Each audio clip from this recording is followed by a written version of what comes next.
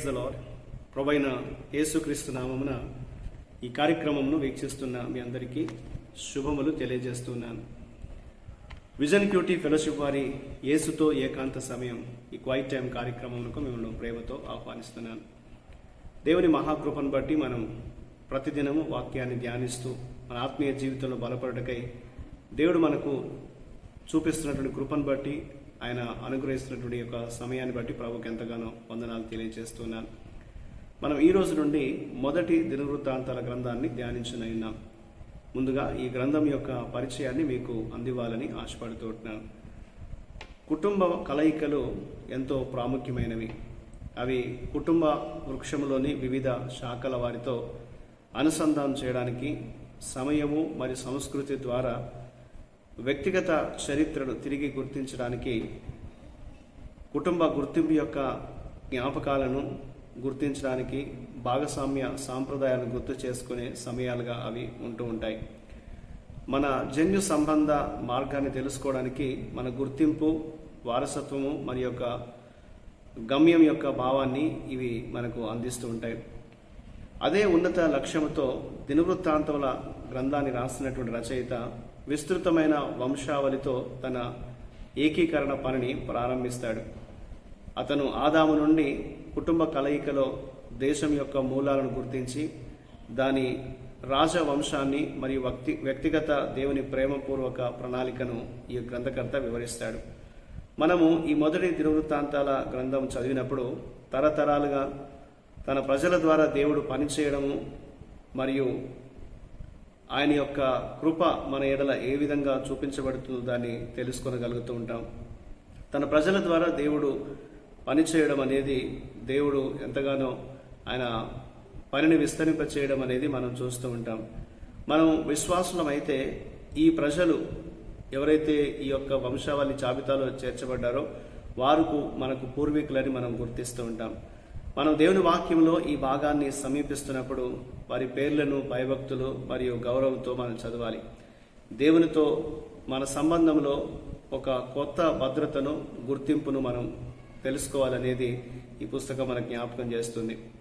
ఈ గ్రంథం కంటే ముందున్నటువంటి రెండవ రాజుల గ్రంథము దేవుని ప్రజల ముగింపును, ఇశ్రాయేలు మరియు యూదా రెండింటినీ బందీలుగా పరిగణిస్తుంది.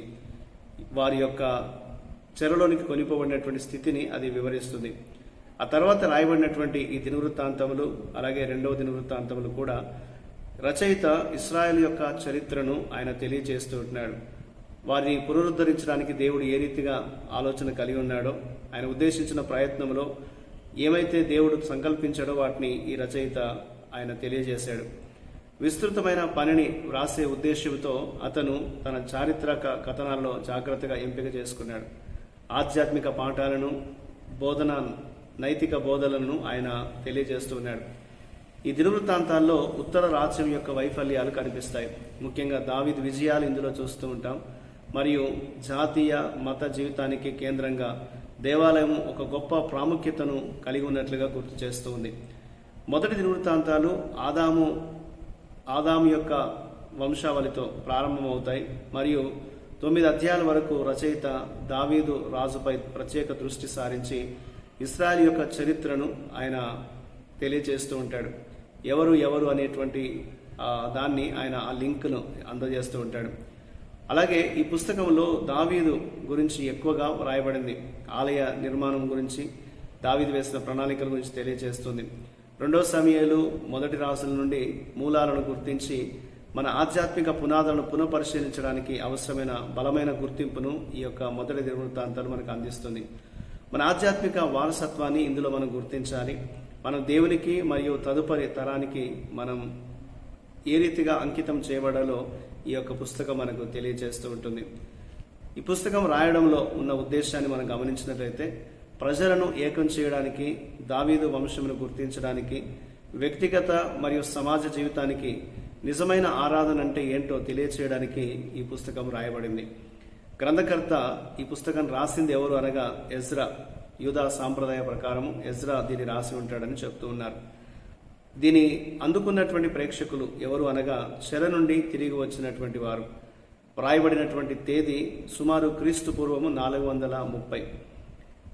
ఇందులో క్రీస్తు పూర్వము 1000వ సంవత్సరం నుండి 960 వరకు జరిగిన సంఘటనను నమోదు చేయబడినట్లుగా చూస్తాం.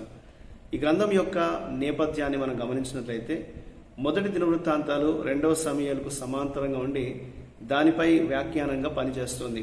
బహిష్కరణ తర్వాత యాజకుల దృక్కోణం నుండి వ్రాయబడిన మొదటి దినవృత్తాంతములు యూదా మరియు ఇశ్రాయేలు యొక్క మతపరమైన చరిత్రను నొక్కి చెబుతుంది. ఈ గ్రంథంలో ముఖ్య వచనం ఏమనగా 14వ అధ్యాయం 2వ వచనం, మరియు దావీదు తన ప్రజలైన ఇశ్రాయేలు నిమిత్తము యెహోవా తనను ఇశ్రాయేలు మీద రాజుగా స్థిరపరిచి తన రాజ్యమును బహుగా వర్ధిల్ల చేశానని తెలుసుకున్నాడు. ఈ గ్రంథంలో ముఖ్యమైన వ్యక్తులు ఎవరనగా దావీదు మరియు సొలొమోను. ఇందులో ఉన్నటువంటి ప్రధానమైనటువంటి అంశాలు మనం గమనించినట్లయితే మొట్టమొదటిగా ఇశ్రాయేలు చరిత్ర. వంశావళులలో మరియు రాజుల కథలలో ఇశ్రాయేలు చరిత్రను తిరిగి చెప్పడం ద్వారా రచయిత దేశానికి నిజమైనటువంటి ఆధ్యాత్మిక పునాదిని వేశాడు. దేవుడు తన వాగ్దానం నిలబెట్టుకున్నాడని ప్రజలు, నాయకులు, ప్రవక్తలు మరియు యాజకులు రాజుల చరిత్ర రికార్డులలో వాటిని మనకు గుర్తు చేస్తున్నాయి. బహిష్కరణ తర్వాత దేశాన్ని పునర్నిర్మించడానికి ఇశ్రాయేల్ యొక్క గతము నమ్మతగిన ప్రాతిపాదికను ఏర్పరిచింది. దేవుని వాగ్దానాలు బైబిల్లో వెల్లడి చేయబడినందున మనం దేవుని తెలుసుకొని ఆయన తన మాటను నిలబెట్టుకుంటాడని మనం విశ్వసించవచ్చు. ఇశ్రాయేల్ ప్రజల వలె మనం కూడా దేవునితో భక్తితో కూడిన సేవ కంటే జీవితంలో ఉన్నతమైన లక్ష్యం మనకు ఏది ఉండకూడదని ఈ గ్రంథం మనకు తెలియజేస్తుంది. ఇందులో ఉన్నటువంటి మరొక అంశం ఏమనగా దేవుని ప్రజలు. శతాబ్దాలుగా ఇశ్రాయేలు ప్రజల పేర్లను లెక్కించడం ద్వారా వారి చారిత్రక వారసత్వము స్పష్టంగా తెలుస్తుంది. వారందరూ ఒకే కుటుంబానికి చెందినవారు. వారి తండ్రి అబ్రహాము. లేవి క్రింద ఒక యాజకత్వము మరియు దావీదు క్రింద ఒక రాజ్యము, ఒక జాతీయ ఆధ్యాత్మిక ఐక్యతను అవి కనపరుస్తున్నట్లుగా ముఖ్యమైనవిగా మనకు తెలియజేయబడుతున్నాయి. దేవుడు తన ప్రజలను ప్రతి తరంలోనూ కాపాడడానికి, వారికి మార్గనిర్దేశం చేయడానికి ఆయన ఇష్టం కలిగి ఉన్నటువంటి వాడు. ఆ విధంగా ఆయన నడిపిస్తున్నాడు. ఎందుకంటే దేవుడు శతాబ్దాలుగా పనిచేస్తూనే ఉన్నాడు. మనము ప్రస్తుతం ఆయన ఉనికిపై మనం ఆధారపడవచ్చు. ఆయనపై మనం ఆనుకొని మన విశ్వాసంలో ముందుకు సాగగలం. తర్వాత మనకు కనపడేటువంటి మరొక అంశం ఏదనగా రాజైన దావీదు మరియు దేవునితో అతనికి ఉన్న సంబంధాన్ని బట్టి అతడు దేవుని చేత నియమించబడిన నాయకుడని సూచించబడుతుంది. ఆలయము, నిజమైన ఆరాధన, ప్రజలు మరియు న్యాయము, దేవుడు ఎంచుకున్న రాజు ఎలా ఉండాలో ఇవన్నిటి ద్వారా చూపించబడుతున్నాయి. ఒకరోజు యేసుక్రీస్తు దావీదు వంశస్థుడిగా ఈ భూమిపైకి వచ్చి ఆయన పరిపాలిస్తాడు. అతని బలము మరియు న్యాయము దేవుని రాజ్యాన్ని నెరవేరుస్తూ ఉంటాయి. ఎందుకంటే దేవుడు తన సంపూర్ణ నియంత్రణను ఆయన అందిస్తాడనేది లేఖనం మనకు తెలియజేస్తుంది. ఇక ఇందులో చివరిగా మనకు కనిపించే మరొక అంశం ఏదనగా నిజమైన ఆరాధన. దేవుడు నిబంధన మందసాన్ని యెరూషలేములోని గుడారానికి తీసుకువచ్చాడు. ఆలయాన్ని నిర్మించడానికి ప్రణాళికలను రూపొందించాడు. ఇశ్రాయేలు అంతటికీ ఆరాధన కేంద్రంగా చేయడానికి దావీదు యాజకులను ఏర్పాటు చేశాడు. మరియు దావీదు ఇశ్రాయేల్ ప్రజలందరి కోసము ఆరాధిక ప్రణాళికలను ఏర్పాటు చేశాడు. దేవుని సింహాసనం భూమిపై ప్రజల మధ్యలో, ప్రజల హృదయాల్లో నిలిచింది. అలాగే మన జీవితాల్లో కూడా యేసును లేదా దేవుని మన రాజుగా మనం గుర్తించినప్పుడు మన నుండి కూడా దేవునికి మనం నిజమైన ఆరాధన అందివ్వగలుగుతాం. కాబట్టి రారాజైనటువంటి క్రీస్తును మనం ఆరాధిస్తూ దేవుని మనం గణపరచాలనేది ఈ గ్రంథం మనకు తెలియజేస్తుంది. ఈ యొక్క మొదటి దినవృత్తాంతాల గ్రంథాన్ని మనం ధ్యానించబోతుండగా దేవుడు మనకు అనేకమైన విషయాలు, పాఠాలు నేర్పించి దేవునితో మనం మరింత సంబంధాన్ని కలిగి ఉండేలాగా దేవుడు మనకు సహాయం చేయనట్లు దేవుని మనం ప్రార్థన చేద్దాం. మా ప్రియమైన పరలోకపు దేవా, నీకు వందనాలు.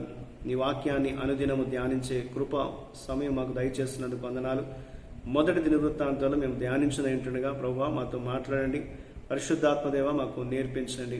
ప్రభు, ఈ గ్రంథంలో ఉన్నటువంటి సంగతులు మేము గుర్తించి నీతో మరింత దగ్గరగా నాయన సహవాసం కలిగి ఉంటే కృప చూపమని, మీ సహాయం మాకు ఎల్లప్పుడూ అనుగ్రహించమని యేసుక్రీస్తు నామమున ప్రార్థిస్తున్నాను తండ్రి.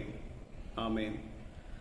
ప్రియులారా, మీరు సమయం తీసుకొని ఈ యొక్క పరిచయాన్ని విన్నందుకు మీకు వందనాలు తెలియజేస్తున్నాను. ప్రతిరోజు మీకు అందించబడుతున్న ఈ యొక్క డైలీ రిఫ్లెక్షన్స్, అనుదిన ధ్యానాలు మీకు మేలుకరంగా ఉన్నట్లయితే మీ అనుభవాలను మాతో పంచుకోవాల్సిందిగా కోరుతున్నాను. ప్రభు కృప మనకు ఎల్లప్పుడూ తోడయుండి కాపాడునుగాక.